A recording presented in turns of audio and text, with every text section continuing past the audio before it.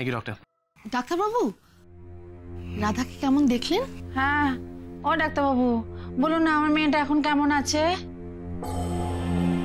হ্যাঁ, ভালো হয়ে যাবে তো? হ্যাঁ, ভালো হয়ে তো যাবেই। দুলাল বাবুদের মুখ থেকে যা শুনলাম তাতে রাধার অবস্থা আগের থেকে অনেক ভালো।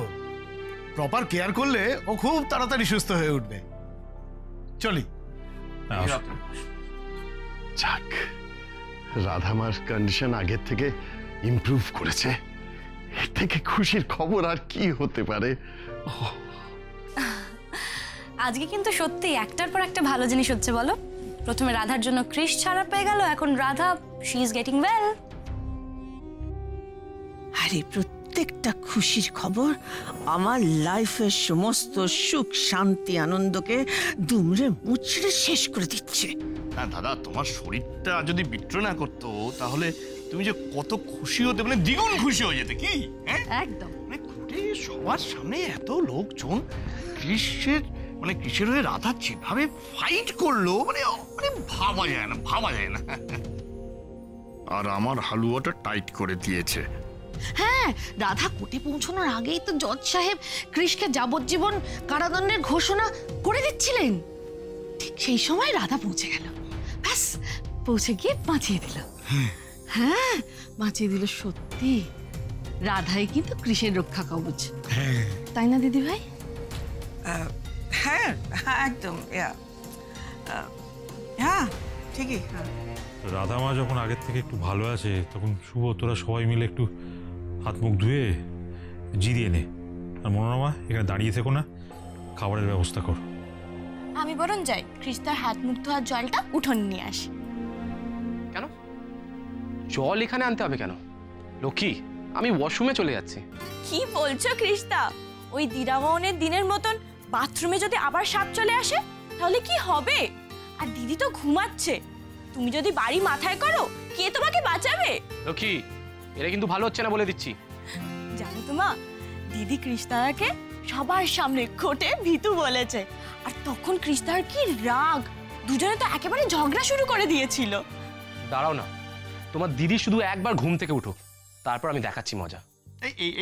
এইগুলোই তো ভুল করে ফেলো ভাইপো। এই যে তুই বললি না যে রাধা ঘুম থেকে উঠুক, আমি মজা দেখাচ্ছি বা দেখে নেবো, এই ধরনের কথাবার্তা না মানুষ যখন শোনে তখন তোকে ভুল বোঝে। ঘুম থেকে উঠলে তো কিছুই করবি না, হ্যাঁ খুনছুটি করবি, অথচ এগুলো বলছিস কি? হ্যাঁ, এই আর সবাই ভাববে কি তুমি বোধহয় কাটারি ফাটারি নিয়ে বউয়ের দিকে ছুটে যাচ্ছ মারতে। না, লঘু পাবে গুরুদণ্ড। তুমি জলে বিষ মিশিয়ে বউকে মারার চেষ্টা করছো। আরে আমার ডোমেস্টিক ভায়োলেন্সের চার্জ জানবে, বধূ নির্যাতনের সাজা। হ্যাঁ, রাধার জলে কে বিষ মিশিয়েছে?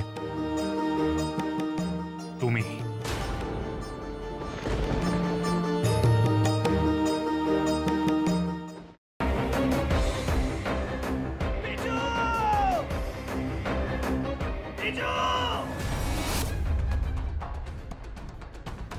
কি করে করতে পারলে তুই? ও তোর বৌদি হয়, তুই আমার ভাই হোস।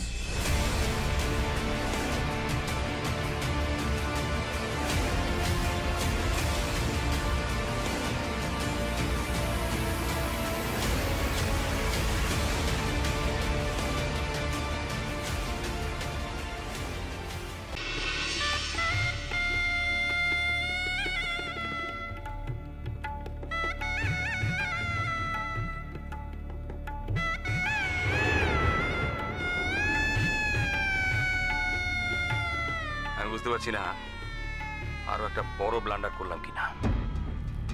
কি বড় মামু? আমি ওদের 20 লাখ টাকা দিয়ে দিয়েছি। সে কি কথা? কেন? তোমার কিন্তু কথা ছিল এই কথাটা 5 কান না করার। যাই বাবা, তাড়াতাড়ি বজরংবলীর পূজাটা দিয়েছি। আমি লাড্ডু না দিলে তো বজরংবলীর ব্রেকফাস্টই খাওয়া হবে না। আরে বাবা, এবার তো কোল থেকে নামাও। ও হ্যাঁ হ্যাঁ, আর যা বললাম মনে রেখো।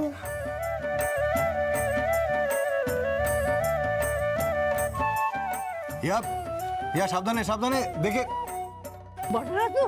আমরা চেষ্টা করছি যাতে ওকে যত তাড়াতাড়ি সম্ভব। জোর দিয়ে বলতে পারেন কি ওকে জীবিত অবস্থায় পাওয়া যাবে?